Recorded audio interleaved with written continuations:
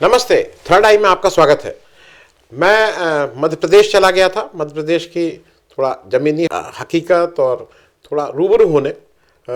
Election तो पर्व होता है किसी के लिए भी, मतलब चाहे वो जनता हो, चाहे वो पत्रकार हो, चाहे वो नेता हो, तो उसकी ज़रा नब्ज़ टटोलने गया था। उस पर पहले भी कुछ किए हैं, आगे भी कुछ उस पर बातचीत करेंगे, कुछ और भी शूट करके लाए हैं, उसको डालते रहेंगे। लेकिन मैं आज 3 कैरेक्टर्स की बात कर रहा हूं और इस पे निर्णय आप दीजिएगा। मतलब ये मुझे काफ़ी आश्चर्यचकित भी करते हैं, अचंभित भी करते हैं, हंसी भी आती है, गुस्सा भी आता है, क्षोभ भी होता है, लेकिन बहुत कुछ गड़बड़ है। तो वो कहते हैं ना कि सब गोलमाल है भाई, सब गोलमाल है।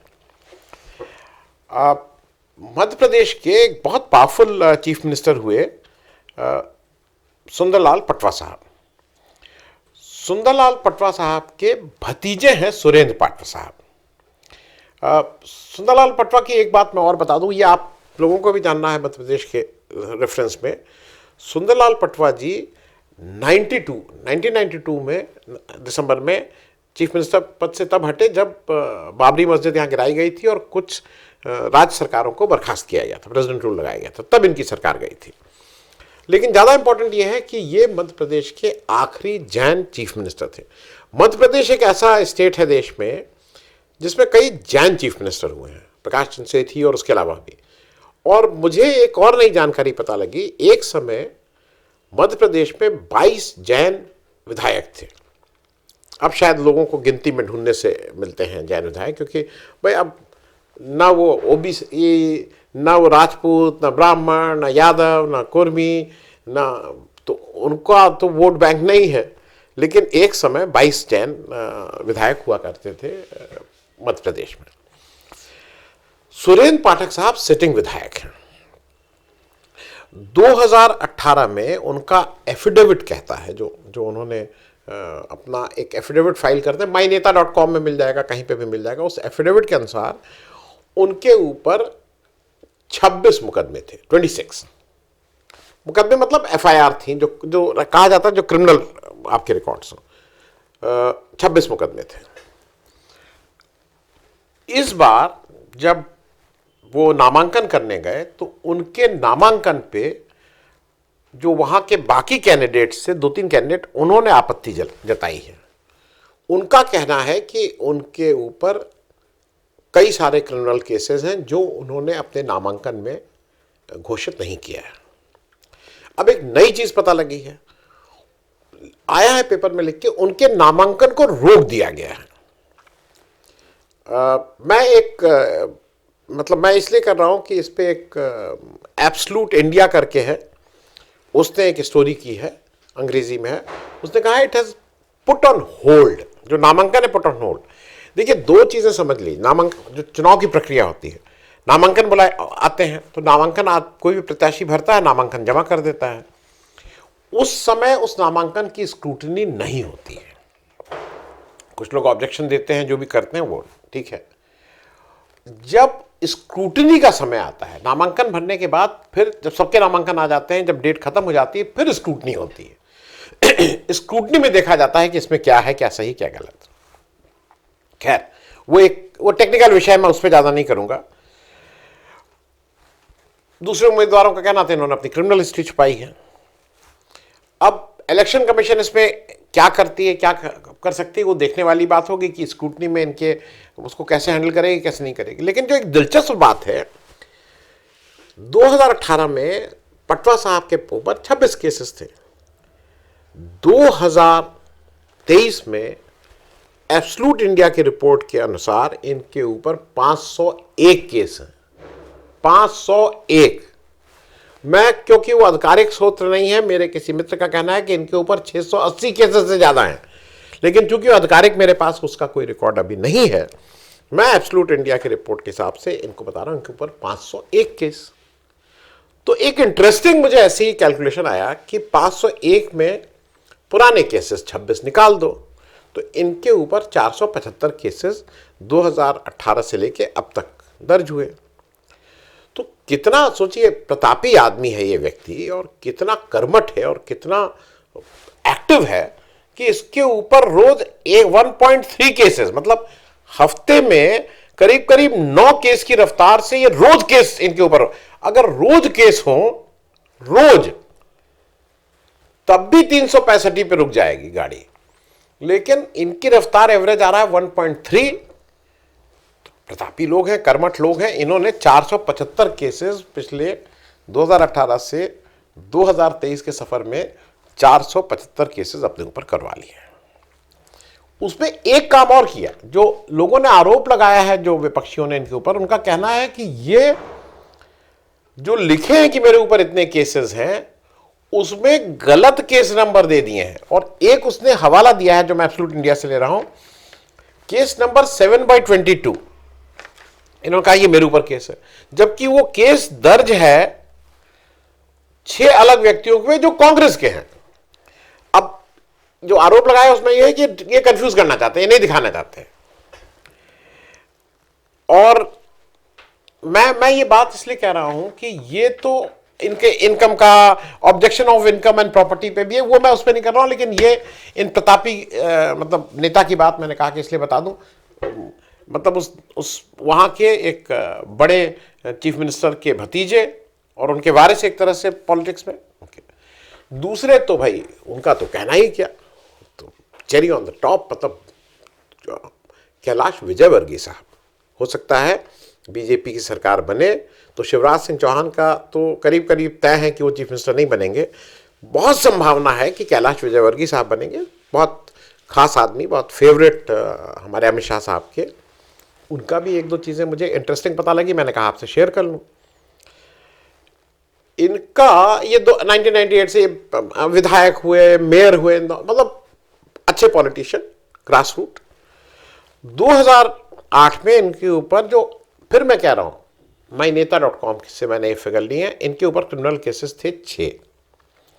2013 में आते आते इनके ऊपर केसेस हो गए 0। जो 2013 का इन्होंने एफिडेविट भरा उसमें इनके ऊपर कोई केस नहीं।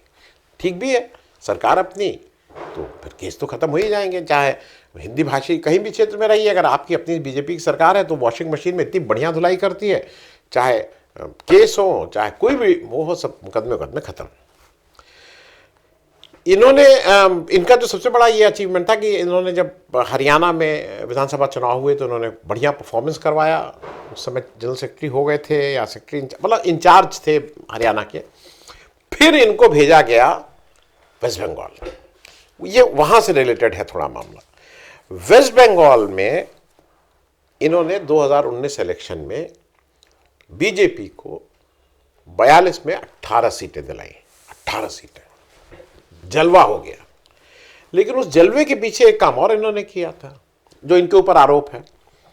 29 नवंबर 2018 को वेस्ट बंगाल में सामूहिक दुष्कर्म, रेप का इनके ऊपर आरोप लगा और उस पर जांच हुई। उसको समाप्त करने की बहुत कोशिश की गई।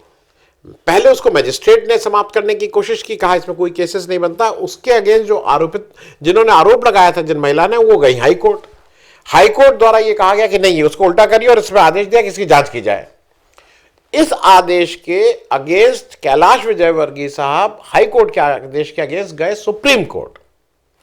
सुप्रीम कोर्ट ने कहा कि कलकत्ता हाई कोर्ट का ये ऑर्डर बिल्कुल ठीक है, इसकी जांच होनी चाहिए नए सिरे से, और उन्होंने एक प्रॉपर ऑर्डर दिया।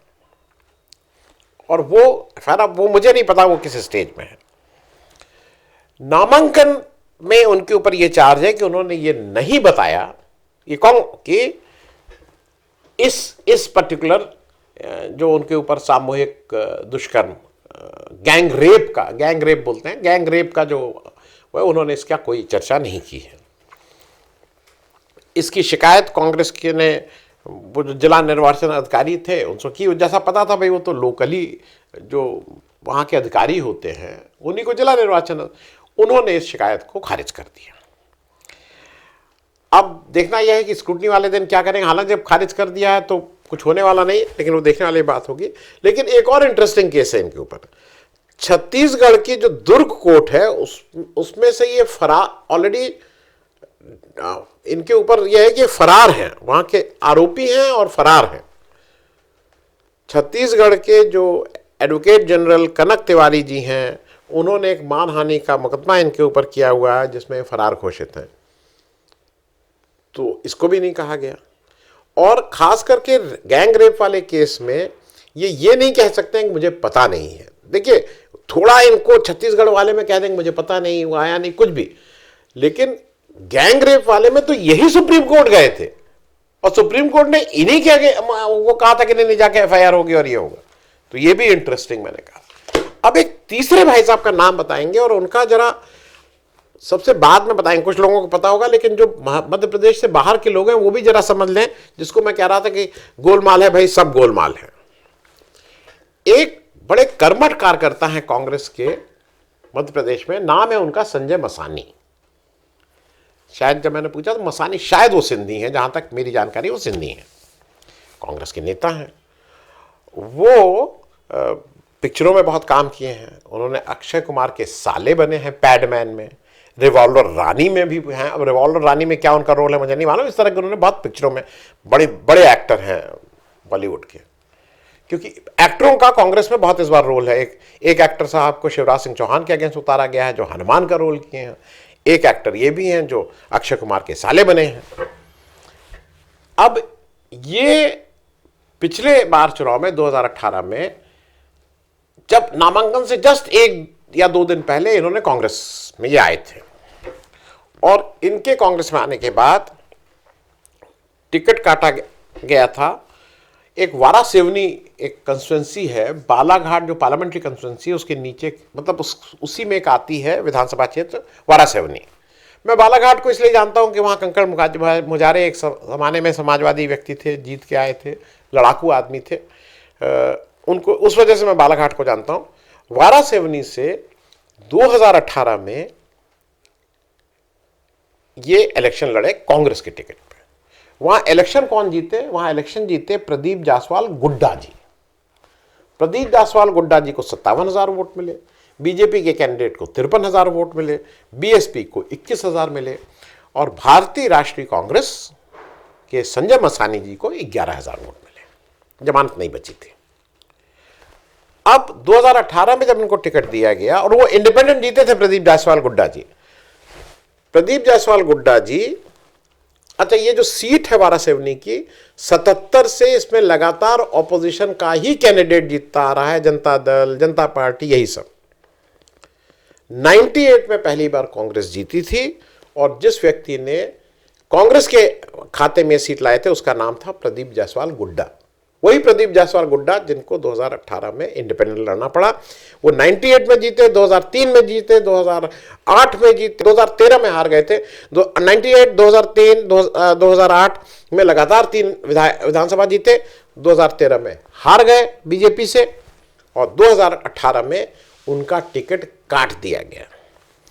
और संजय मसानी जी को ने जो पहला स्टेटमेंट दिया कि अब जब 2018 में ये कांग्रेस ज्वाइन किए तो उन्होंने कहा अब इस प्रदेश में शिवराज का राज का अंत और नाथ राज की शुरुआत हो रही है, और कमलनाथ जी की पसंद पे इनको ये टिकट दिया गया। ये जो अपनी जमानत नहीं बचा पाए थे संजय मसानी साहब, और जो अक्षय कुमार के साले का रोल निभाए थे पैडमैन में, ये इस बार कांग्रेस के स्टार प्रचारक हैं मध्य प्रदेश में। मतलब डायलॉग लोग अच्छा बोलते होंगे, मैंने नहीं सुना, रिवॉल्वर रानी कहीं पिक्चर दिखी नहीं, मतलब हो सकता जरूर डायलॉग अच्छा बोलते होंगे, लेकिन ये हैं कौन? ये शिवराज सिंह चौहान जी के सगे साले हैं। साधना सिंह जी जो शादी से पहले साधना मसानी जी थी, उनके सगे भाई हैं। तो है ना भाई, सब गोलमाल है भाई, सब गोलमाल है। थैंक यू सो मच, धन्यवाद।